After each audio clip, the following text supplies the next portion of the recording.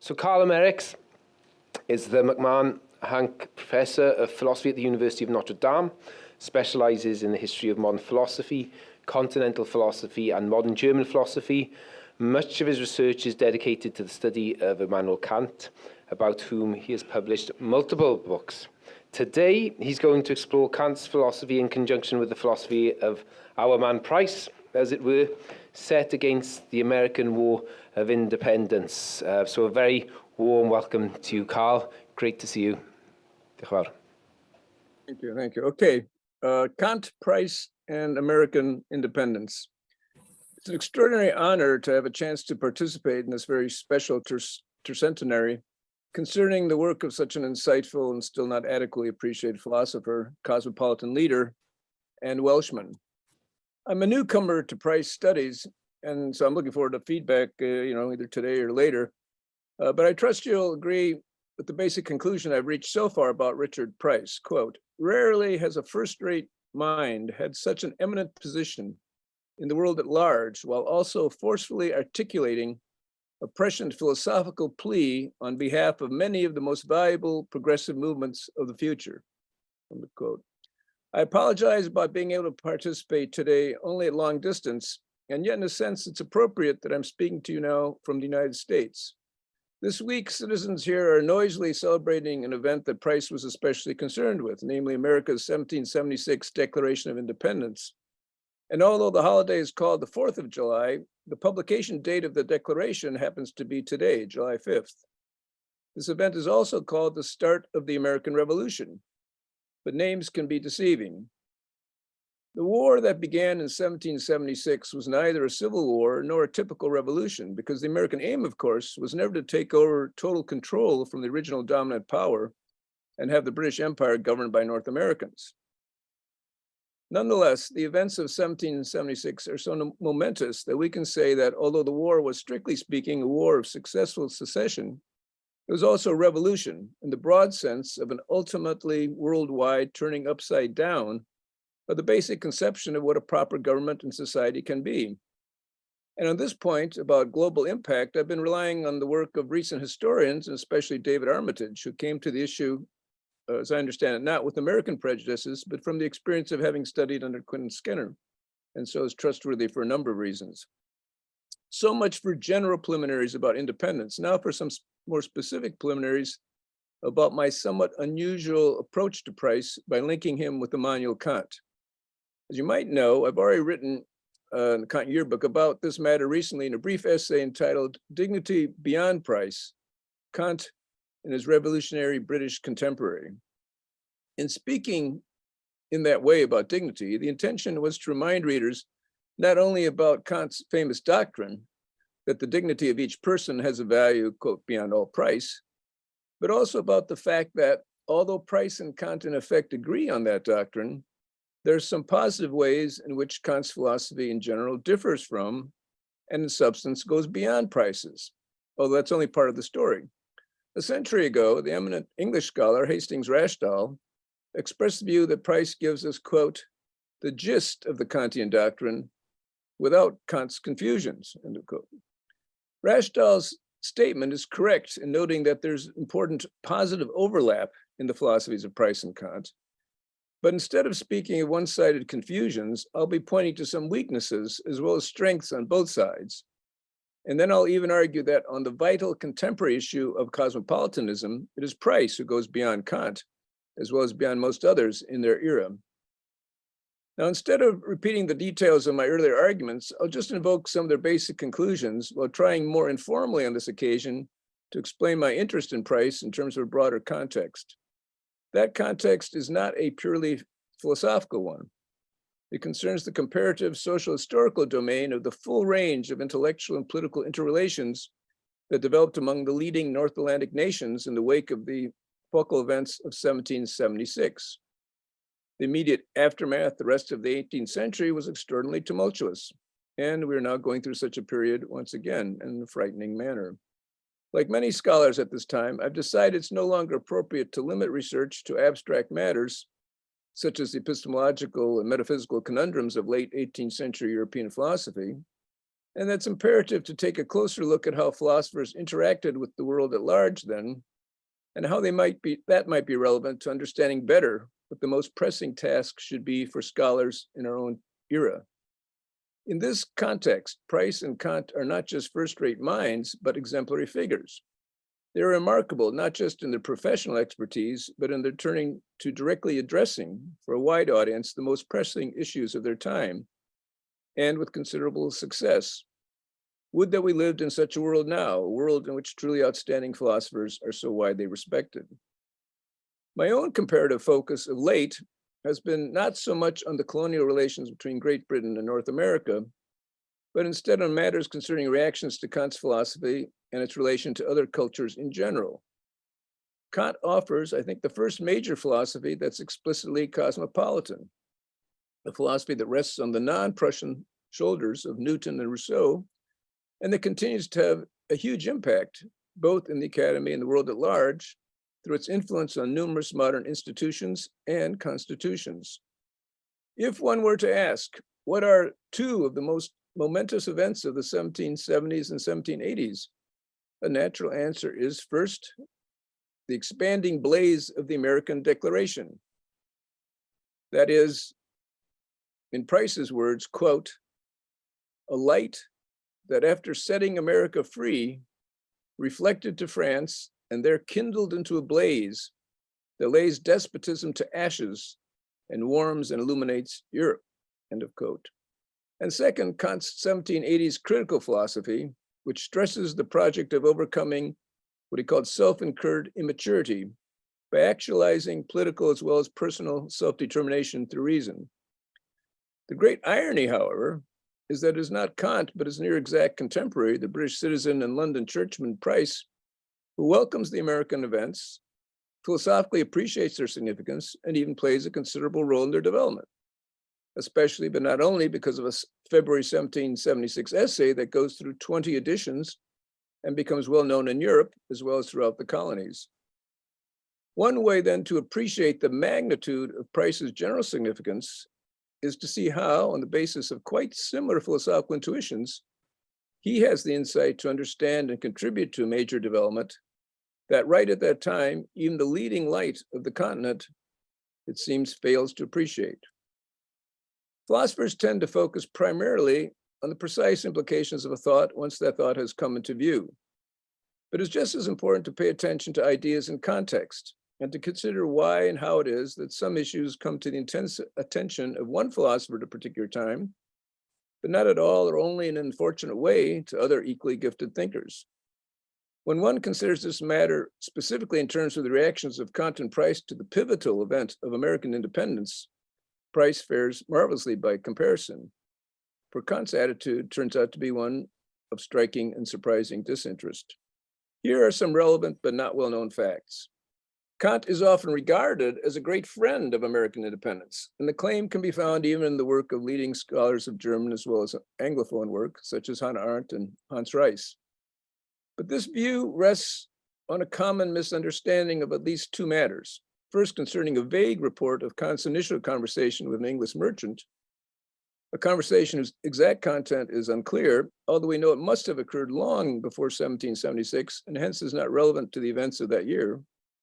And second, with respect to a passage in Kant's third critique, section 65, footnote, about governmental reorganization, which I think can be shown to concern France and not the United States. And if one consults Manfred Kuhn's Kant biography, as well as the many private reflexionen and notes from Kant's lectures that are now available, there appears to be no direct evidence, public or private, of Kant's interest in, let alone support of, the campaign for American independence and its aftermath. Even though Kant discusses several other countries and revolutions and doesn't hesitate to comment often on what he takes to be the barbaric practices of Native Americans. And yet it certainly appears that Kant's principles line up nicely with the main innovative ideas of the American Republic, and with Madison's writings in particular, as the German scholar Günther Zoller has recently argued. Moreover, if one asks what has been in our lifetime the main development in systematic practical philosophy, especially but not only in the United States, one could argue that it was the watershed publication of John Rawls's Theory of Justice, which can be understood as fundamentally a Kant-inspired contemporary defense of the ideal basic structure of societies such as the United States. Nonetheless, there appears to be no evidence that Rawls or anyone in his large and impressive group of students has an interest in the specific historical links between Kant and his world and the remarkable origin of the American Republic, just as Rawls himself passes over Price's extraordinary influence on American events. Furthermore, and in sharp contrast to what one finds with Price, there's not one philosophical remark by Kant that connects with the highly gifted founders of the United States: Jefferson, Adams, Franklin, Washington, Madison, even though several of them were active in Europe and their words and deeds were repeatedly the subject of reports in French and German publications. The Americans were lionized in Paris and Amsterdam then, and the phenomenon of America, the innovative customs and constitutions of its new states and the country as a whole, such as the separation of church and state and the outlawing of titles and nobility, was much discussed throughout Germany, including in Kant's favorite Berlin Journal. All one can find in Kant's own publications is a very late reference in 1797 to the example of the United States as having a form of government that is a union and not a mere federation.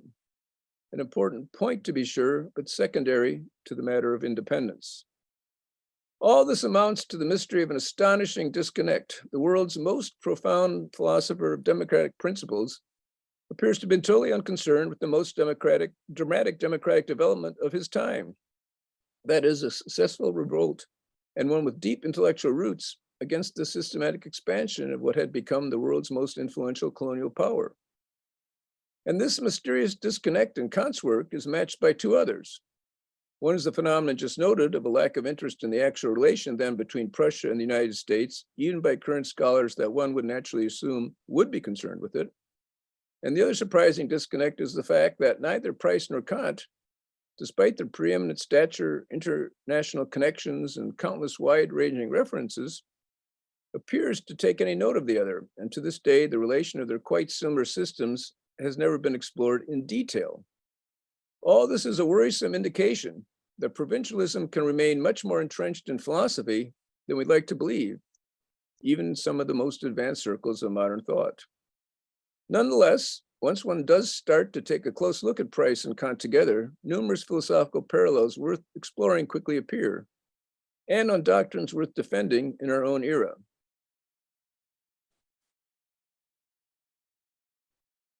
In the time that remains, I'll briefly outline and assess some of the main differences as well as systematic parallels between Kant and Price, and then also take note of some cultural and methodological limitations in the work of these philosophers. Here are some key similarities. Price and Kant both present detailed rationalist moral systems that are embedded in a theoretical philosophy with similar rationalist general principles. They both have a broadly liberal Protestant orientation, one rooted in a strong respect for the scientific revolution, and good contacts with major forces of enlightenment in their respective cultures. They both hold that the dignity of persons is a universal, non-elitist, and all or nothing feature, one that concerns the basic capacities of human beings and is independent of all the variations in achievement that can occur among persons because of different levels of opportunity and talent.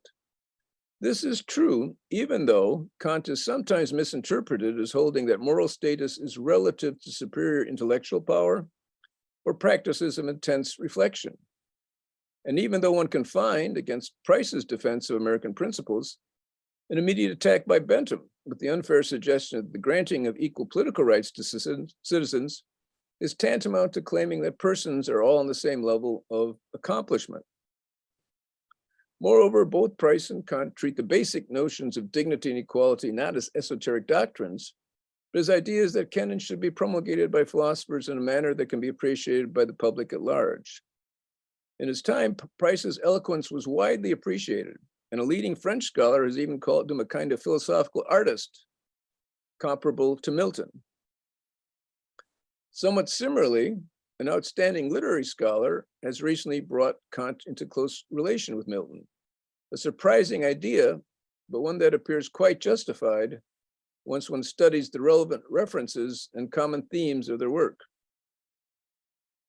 It is true that Price is frequently criticized for relying in a non-systematic way on an appeal to a variety of moral intuitions, whereas many interpreters, such as Rawls, for at least a while, have suggested that Kant, in contrast, has a kind of constructive method that can generate a decision procedure for resolving normative disputes. Now, however, many other philosophers, such as Terence Irwin in his detailed history of ethics, properly disconnect Kant from constructivism. And even leading Rawls students, such as Barbara Herman, have backed off of the notion of a categorical imperative procedure. Furthermore, as my colleague Robert Audi has argued on multiple occasions, a sophisticated quasi-Rossian form of ethical intuitionism can be given a powerful contemporary defense. And he no doubt would agree that such a position is largely consistent with Price's approach as well, and fits Kant's basic doctrine of persons as ends in themselves. In the substance of their normative ethics, Price defends in advance a position that is strikingly in agreement with Kant's notion of an unconditional moral law, and they both affirm the necessary duties of beneficence, justice, and honesty, as well as respect for self, gratitude to others, and obedience to genuine authority. Now, these ethical views are rooted in a deep commitment to a metaphysical doctrine of free will, one that Price develops with typical lucidity in a multi-level account of different senses of liberty: physical, civil, moral, and religious.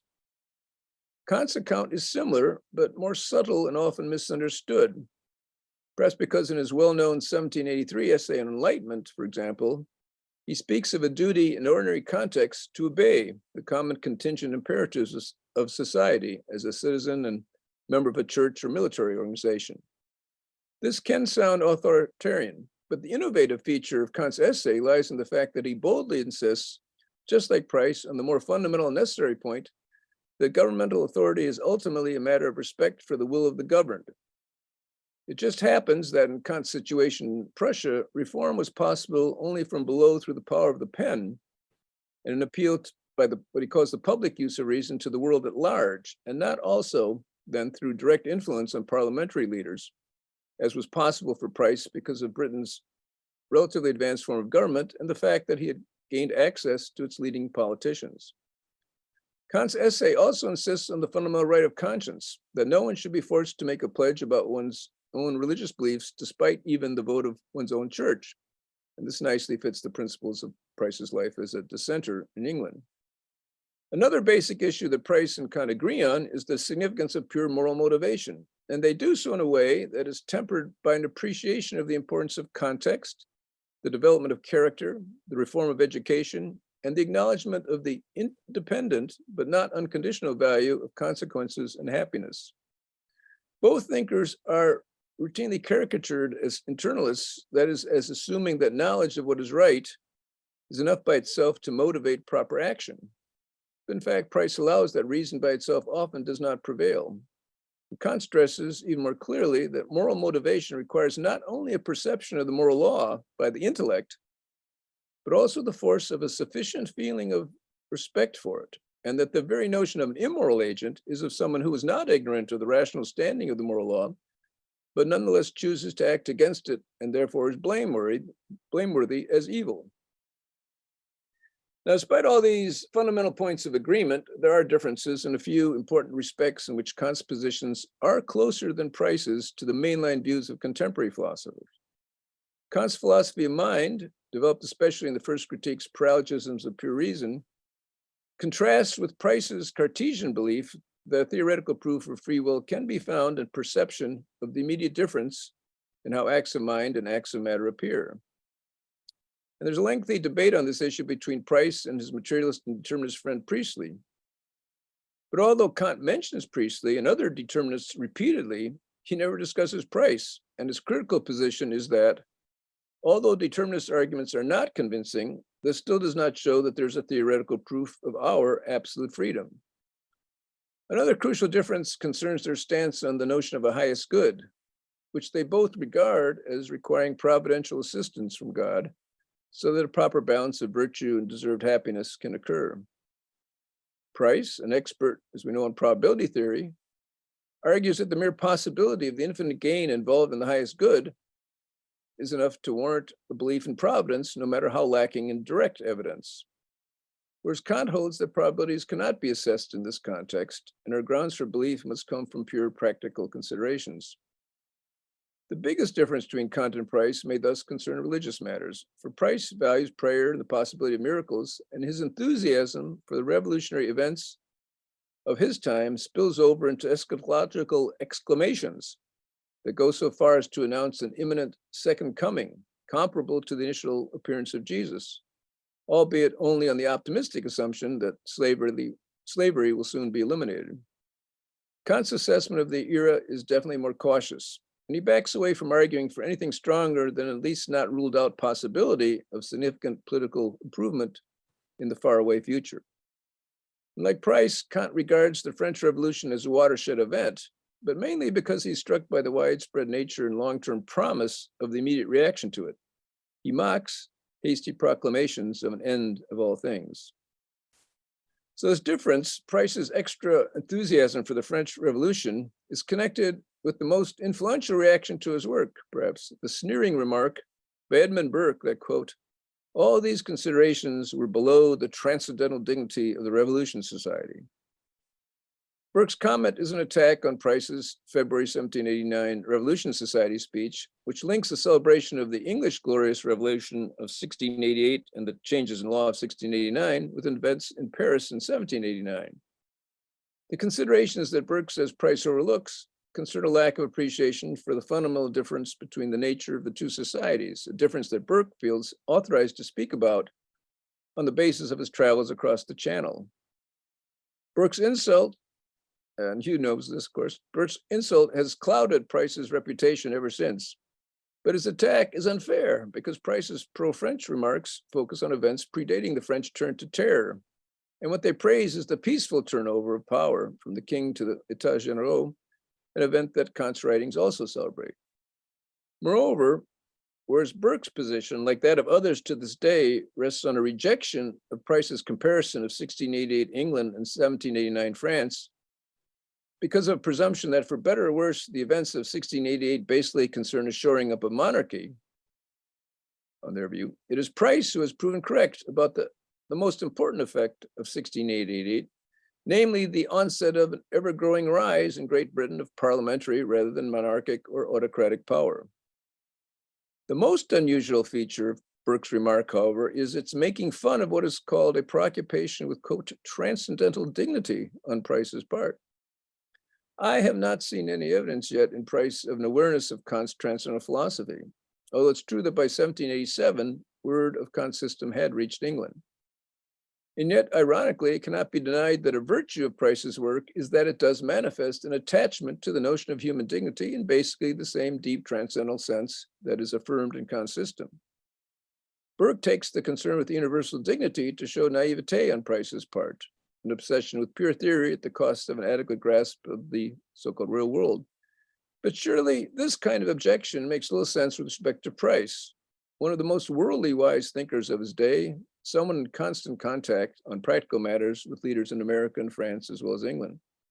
Burke simply had the luck of being able to write about the issue after the facts on the ground had radically changed, and in a way that no one then could foretell with assurance, any more than they could foretell the rise of Napoleon and the resurgence of French military power, which developed totally contrary to Burke's expectation. So this is now my last section. So much for a general defense of Price and Kant, despite the attacks of their cultured detractors. In conclusion, I'll just touch on 2 points. One is a kind of philosophical paradox for contemporary thought, as well as Price and Kant. And the other is a kind of sociological hypothesis concerning only Kant. The paradox concerns the Declaration of Independence's famous claim that, quote, we hold these truths to be self-evident about people, everybody, their dignity. Daniel Allen has just written a marvelous book about the special status of the Declaration.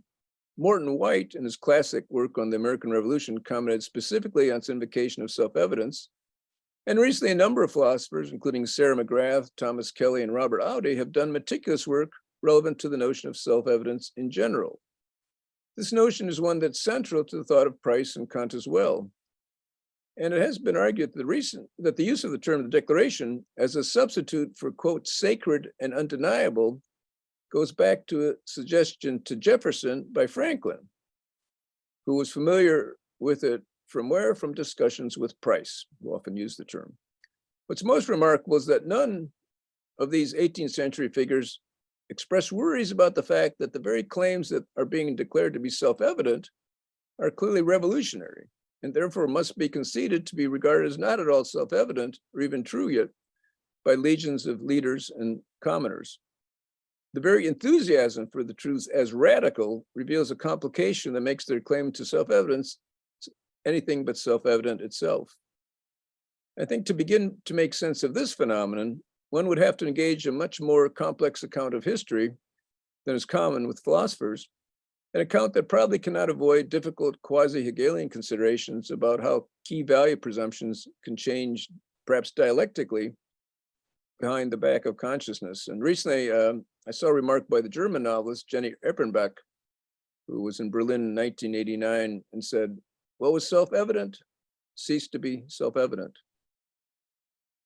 At the very least, the problem is a reminder that in contrast to the bold rhetoric of traditional philosophers, it's worth recalling that the pivotal claim of 1776, the "we hold" statement, is made in the context of a declaration, not a treatise or deduction.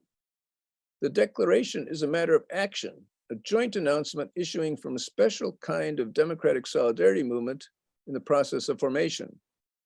As such, the document has a performative character, tantamount to a kind of self-made separation and marriage pact, when actualized by we the people without reliance on the external authority of pre-existent institutions. And yet the signatories of the pact, who speak, quote, by the authority of the good people of these colonies, do not see themselves as alone.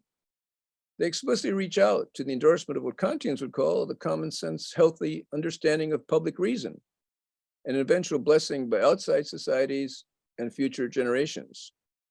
This appeal may best be described as an act of faith, that is a rational faith or Vernunftglaube, one that explicitly calls on, quote, the protection of divine providence, and is a good reminder that just as with most substantive philosophical claims, whether it be, for example, determinism or libertarianism, critical humility is appropriate. There's clearly much more that needs to be said on this topic, but I must shift back in conclusion to a different issue, namely the previously noted peculiarity of Kant's disinterest in the United States, in contrast to Price's enthusiastic recognition that the United States would become, quote, a place of refuge for oppressed men in every region of the world, end of quote. It's understandable now to indict Kant and others like him for their racism, and yet a striking peculiarity of Kant's prejudice in this particular context is that it cannot be explained in racial terms. The target of his loud and shocking silence is nothing other than the WASPs of Philadelphia and their comrades, a collection of North Atlantic leaders with a racial and even religious and social background like Kant's. All this is a reminder that there are many forms of prejudice, and they are hardly all racial. Although elsewhere, recently I've also argued that one little known but extremely deleterious side effect of Kant's negligence of the genuine values of the Declaration was the eventual development of an impoverished perception of the United States, which I've contended was a factor in the rise of authoritarian traditions in Germany that eventually took on a violently racist form. But how then are we to diagnose Kant's blindness here? My proposal is that in this case, Kant manifests a blindness that is primarily an example of a common form of establishment parochialism, the kind that from a position of privilege resists giving credit to faraway and newly emerging forces. Just as in the immediate post-war II period, many Germans continued to discount American culture. French winemakers ignored Californian competition, and Americans looked down on the rebounding economies of Asia as if they would always have to remain second-rate. Also, as Inez Valdez has recently argued in a recent book, Kant, like Hegel later, was so preoccupied with the intricate balance of forces within old Europe that the specific developments and intrinsic merits of newer cultures beyond that sphere did not attract his interest for their own sake. And this takes us back to Price. My final suggestion is that on account of his experience as a mistreated stepchild who felt forced to leave home as well as because of his arrival in London as an outsider, both in his religion and the happenstance of being a Welshman, Price was naturally open to change and voices from outside the establishment. His most telling comment may therefore be his trenchant reply to those who insist that colonists must continue to bow to directives from my mother country. Against this thought, Price points out that while it's true that the colonists have a mother, the crucial fact is that, quote, children eventually grow up and deserve independence.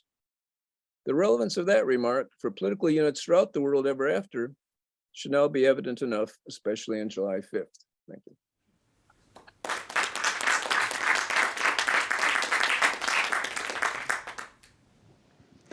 Thank you so much, Karl, for that sweeping presentation that, really brought together Kant and Price's philosophical thinking in a striking way, and I guess in some sense, justified a lot of the mentions that one finds in some of the texts around Price, which sort of gesture to this way in which Price, maybe anachronistically say, was a Kantian philosopher. So it's striking to hear you, in a sense, just list off all those various elements that are so close in the thinking of the two. And there definitely is a mystery of sorts, I think, in terms of how they came so close, yet apparently seem to have little connection in terms of reading or knowing about each other's work. Yeah, I've got a question here from Yiftah. Hi. First of all, thank you. I really enjoyed your talk.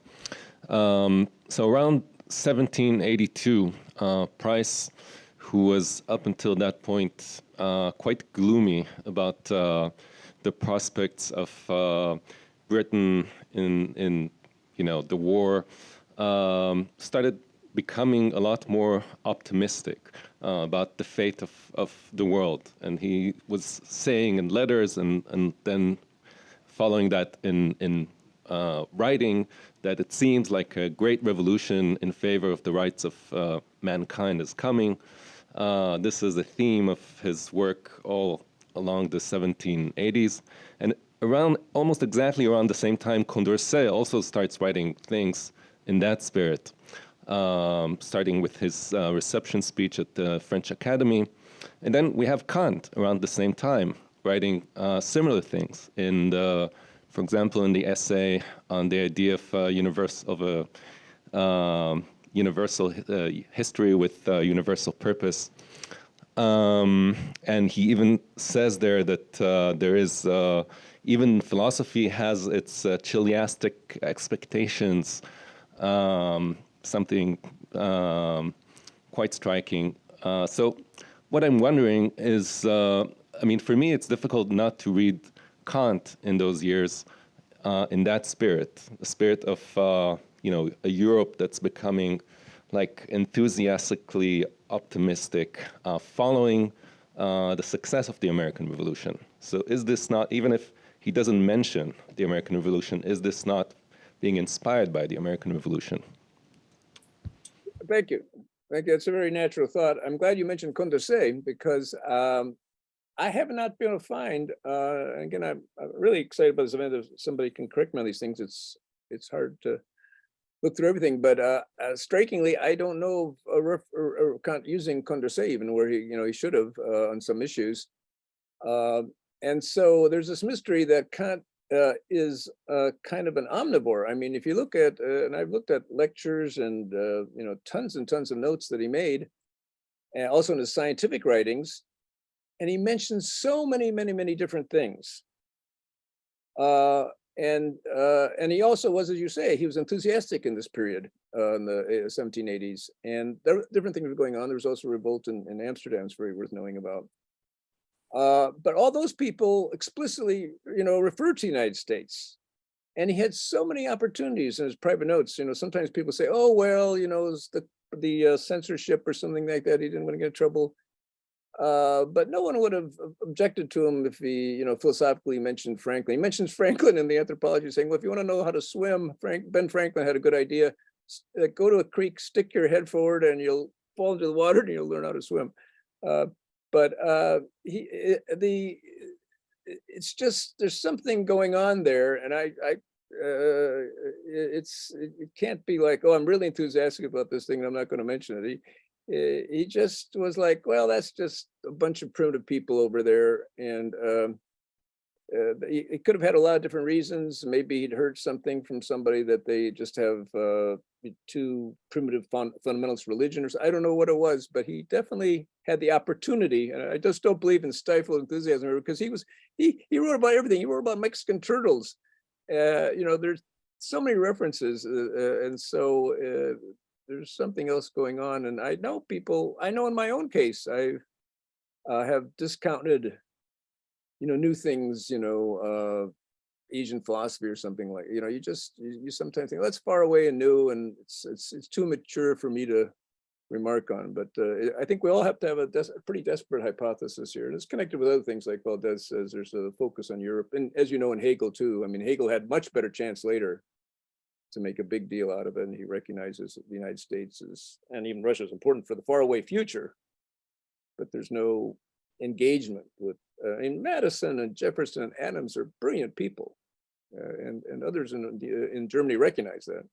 So, but I hope you push me on this some more. But I know what you're talking about. It is wrong to say Price was an enthusiast and Kant was not an enthusiast, but the term has an ambiguity. Sometimes enthusiasm is a very bad word for Kant, and other times it's he uses it in a positive sense, because he does think we need to have feeling for revolution and not just, intellectually a good idea.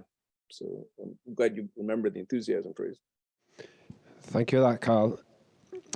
Some very interesting comments there.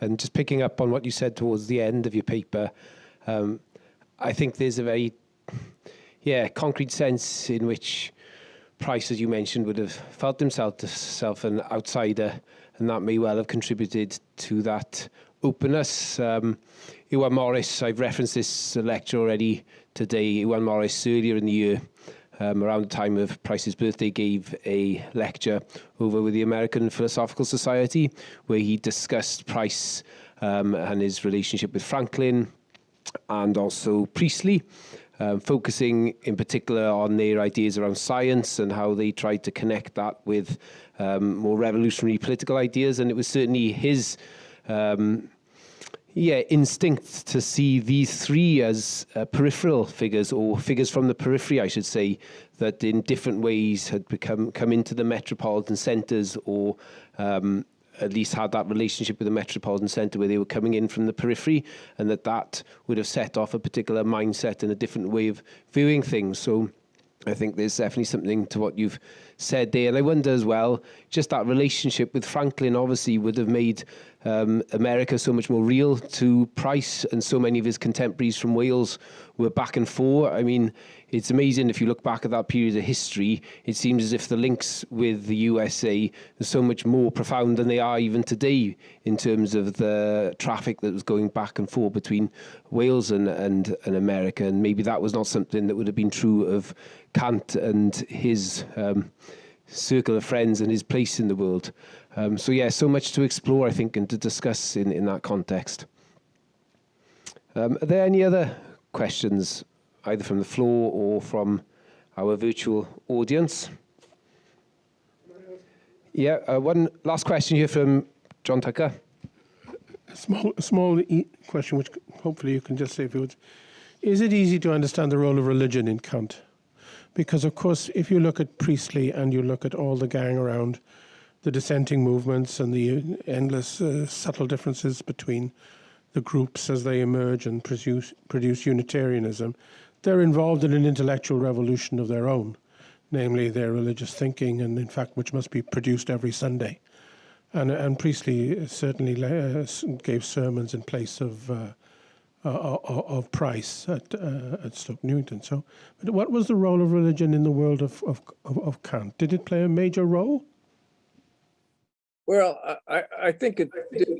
Alan Wood's recent book, I think it's called Kant and Religion. Alan Wood has spent a whole lifetime working on this issue. He sort of preceded me by 4 years in school, and kind of it. And there are a lot of bad caricatures, I think, that people, that Kant was just totally against religion and Christianity, or Kant was some kind of closet pietist or whatever, but he was just basically a very enlightened fellow. And what I was most learned recently is that, say in the last decade or so, if you look at there's this last phase of writings, these essays, later 1780s, so in the religion book, and they're extremely well done. It's a very hard book. They're very sophisticated. The language is sophisticated. The thinking is sophisticated. I mean, I wrote an essay talking about the end of theodicy and he's against miracles and so forth. But it's a very sophisticated, balanced treatment of religion. The main thing I think would be just avoid all simplifications. When you talk about Kant and religion, he really has this profound view on it and understands all the sides and has a very sort of balanced middle of the road position. It's a kind of, there is a real religion in there, but it's kind of a typical Enlightenment thing that I think Jefferson and Franklin would have gone along with too. I think he wouldn't have had any difficulty having a feeling right at home with those people if they'd had a discussion together. And I think was often discussed around this paper. You mentioned the circle. I mean, the circle around Kant was for the most part fairly radical and wild. I mean, although some of his friends were more anti-Jacobin, and he hesitated famously to condemn the Jacobins, saying, well, when there's such tumult, these things are going to happen and it's unfair to. So there are a lot of people, really backed off in Germany, tremendously. A lot of people I respect in those days in Germany said, well, we just can't say positive things about the French Revolution. But his view was, no, it's always something we must celebrate, even if, there were some rough times afterwards and so forth. So that's part of it too. But the religion thing is sensible. Yeah. Just one last quick question from Nicole. Yeah, of course. Hi, thanks. You focus a lot in your comparison about between Price and Kant in terms of their moral philosophy, but I was curious about their political writings. I mean, it occurs to me that I think both Price and Kant, associate civil freedom in a sense with this idea of being one's own legislator, but for Price, that seems like a more direct relationship between the citizens, and their role in legislation. Whereas Kant, he talks about this distinction between passive and active citizens. You could be a passive citizen, you could be civilly free, but you don't actually have any capacity. You don't have the right to vote, So I was just curious if you thought through these kind of differences in terms of their views about legislation and political freedom, and maybe how that contributes to these different political outlooks.